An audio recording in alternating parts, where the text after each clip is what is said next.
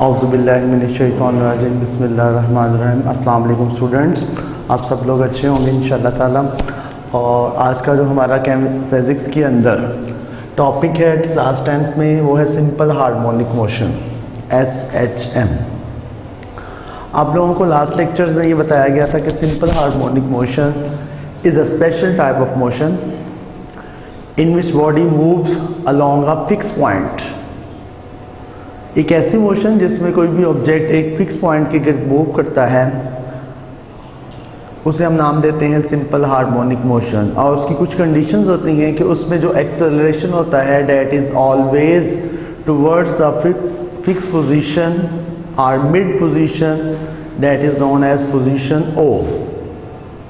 और ये भी याद रखें कि जो एक्सेलरेशन होता है वो हमेशा मिड पोजीशन की तरफ होता है, और वो जो एक्सेलरेशन होता है मिड पोजीशन से डायरेक्टली प्रोपोर्शन होता है डिस्टेंस के।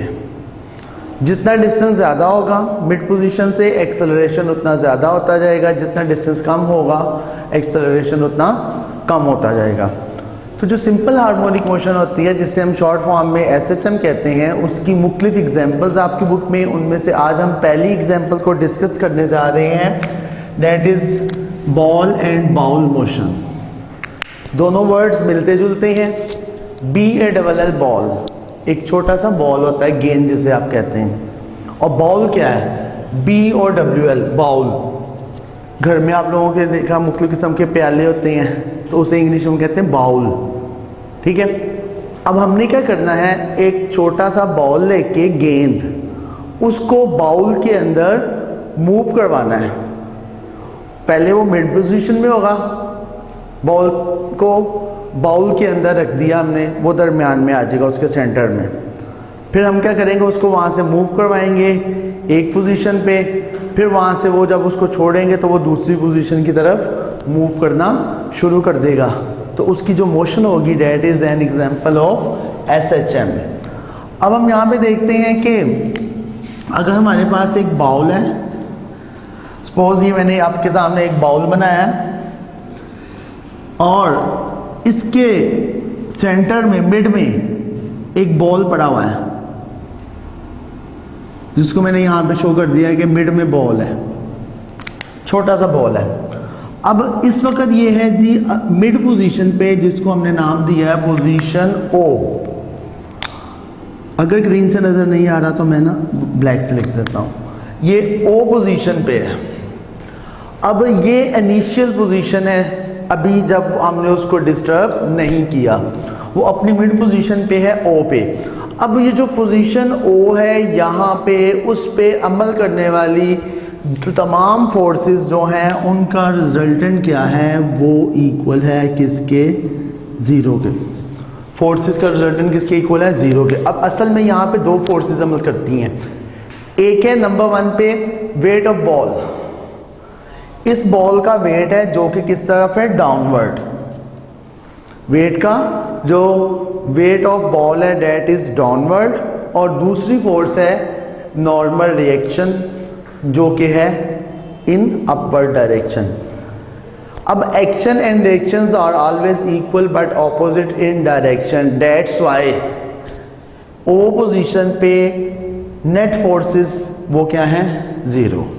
नेट फोर्सेस क्या है, ज़ीरो।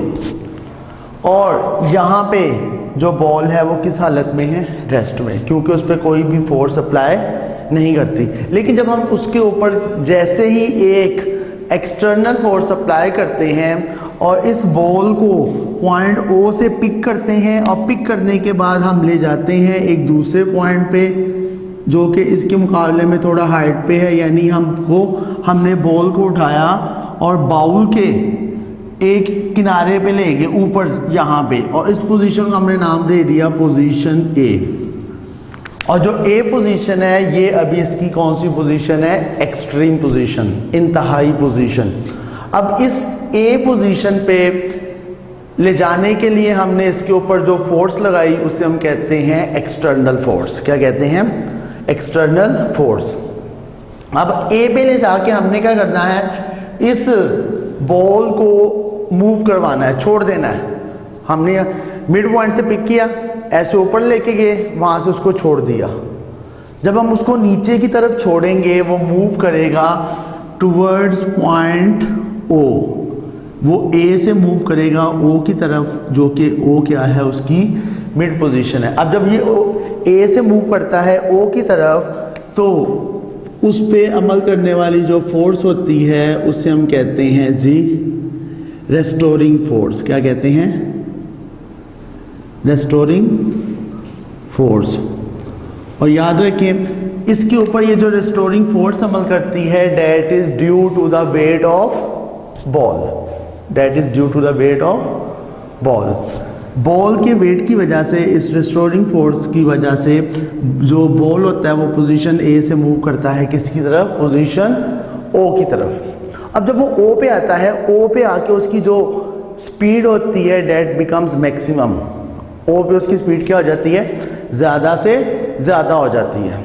लेकिन याद रखें जब वो ए से ओ की तरफ आएगा वो ओ पे आके स्टॉप नहीं होगा, बल्कि it will move towards other point that is known as point B। वो point B की तरफ मूव करता है, that is also known as extreme position। वो क्या उसकी extreme position है, वो क्या उसकी extreme position है। अब जब वो O पे उसकी velocity मैक्सिमम होती है, स्पीड मैक्सिमम होती है, लेकिन वो ड्यू टू इनर्शिया वो मूव कर जाता है O से किस तरफ? B की तरफ। अब वो जब O से B की तरफ जाता है फिर आहिस्ता आहिस्ता उसकी स्पीड कम होती है, उसकी स्पीड क्या हो जाती है? कम हो जाती है जब वो मूव करता है फ्रॉम O टू B। यहाँ पे 2 पॉइंट्स आपने याद रखने। जब हमने उसको मूव करवाया O से A की तरफ, तो उसने मूव किया due to restoring force that is caused by weight of ball. फिर जब वो पोजीशन ओ पे पहुंचा उसकी स्पीड क्या थी? मैक्सिमम थी। उसकी स्पीड क्या थी?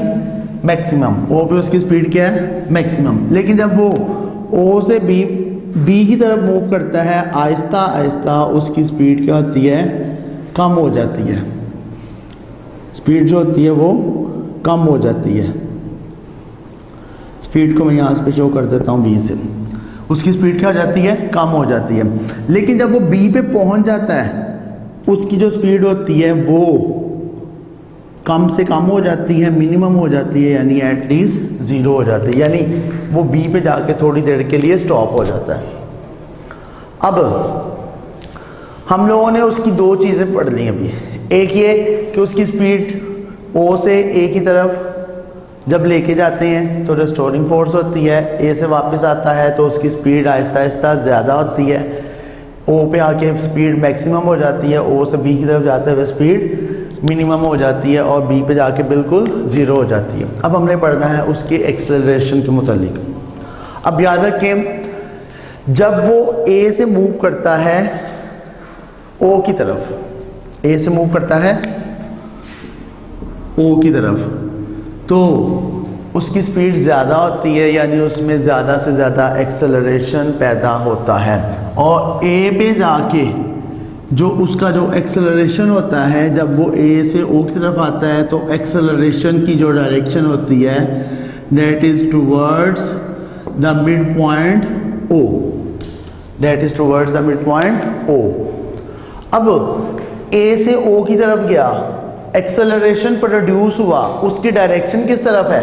O की तरफ। अब वो जब जाता है O से B की तरफ फिर भी उसमें एक्सेलरेशन प्रोड्यूस होता है, लेकिन याद रखें उसकी जो डायरेक्शन होगी वो किस तरफ होगी? फिर भी मिड पॉइंट O की तरफ। यानी चाहे A से O की तरफ मूव करे या O से B की तरफ मूव करे, उसके अंदर जो पैदा होने वाला एक्सेलरेशन है उसकी डायरेक्शन चेंज नहीं होगी, बल्कि क्या रहेगी? सेम रहेगी। और सेम किस तरफ होगी? उसकी मिड पोजीशन O की तरफ, उसकी मिड पोजीशन O की तरफ रहेगी। तो यही सिंपल हार्मोनिक मोशन है कि जब भी कोई ऑब्जेक्ट किसी मिड पॉइंट की तरफ अलोंग, मिड पॉइंट के अलोंग मूव करता है तो उसके अंदर पैदा होने वाला जो एक्सेलरेशन होता है that is always towards its mid position. अगर एक्सेलरेशन मिड पोजीशन की तरफ होगा तो हम कहेंगे वो जो ऑब्जेक्ट है that is performing simple harmonic motion. If direction of acceleration changes then it will not be a simple harmonic motion. अगर डायरेक्शन चेंज हो जाती है तो फिर सिंपल हार्मोनिक मोशन नहीं होगी। एक्सेलरेशन हमेशा किस तरफ होना चाहिए? मिड पोजीशन ओ की तरफ। अब हम पढ़ लेते हैं कि इसके अंदर एनर्जी का चेंज क्या आता है। अब हमने ये तो प्रूव कर दिया कि बॉल एंड बॉल की जो मोशन है that is an example of SHM.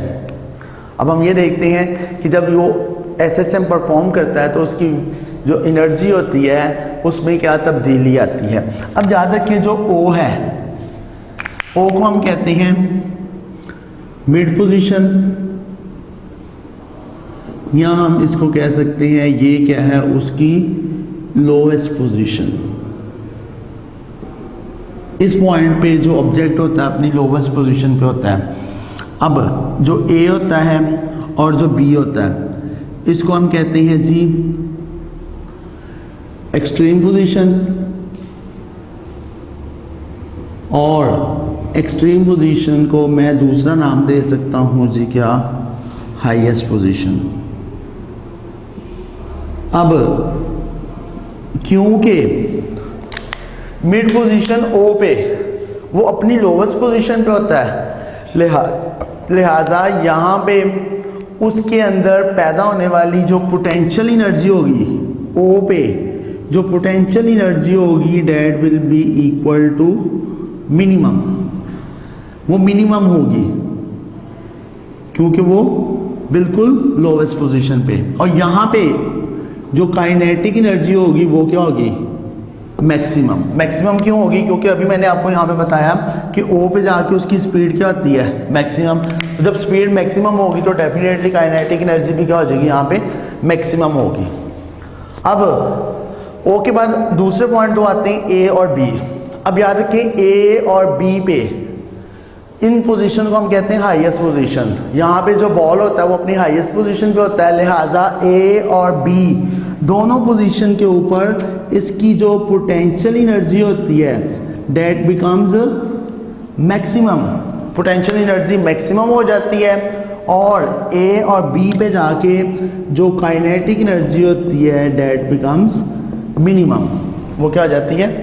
Minimum हो जाती है। तो इस तरह जो बॉल होता है उसकी एनर्जी के अंदर ये दो किस्म की तब्दीलियाँ आती हैं।